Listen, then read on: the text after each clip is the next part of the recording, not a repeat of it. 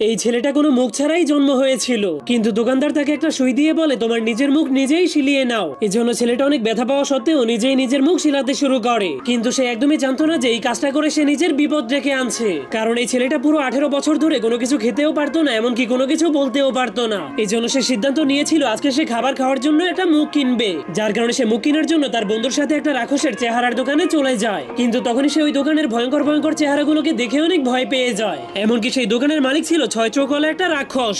এরপর ছেলেটা মন দিয়ে সবগুলো চোখকে দেখার পর নিজের জন্য একজোড়া নরমাল চোখকে বেছে নেয়। কিন্তু যখনই সে ওই চোখগুলোকে লাগায় তখনই তার অন্ধকার দুনিয়াটা একদমই আলোকিত হয়ে যায়, যার ফলে সে জীবনের প্রথমবার নিজের চেহারা দেখতে পায়। কিন্তু তখনই সেই চোখগুলো তার কন্ট্রোলের বাইরে চলে যায়। এই জন্য সে দেখতে পায় সে নিজেও একটা রাক্ষসে পরিণত হয়ে যাচ্ছে, যার কারণে সে অনেক ভয় পেয়ে সেই চোখগুলোকে বের করার অনেক চেষ্টা করেও বের করতে পারছিল না। এই জন্য তখনই তার বন্ধু জলদি করে সেই চোখগুলোকে বের করে ফেলে। এরপর থেকে ছেলেটা অনেক ধরনের চোখ লাগিয়ে লাগিয়ে ট্রাই করছিল, কিন্তু কোনো চোখই তার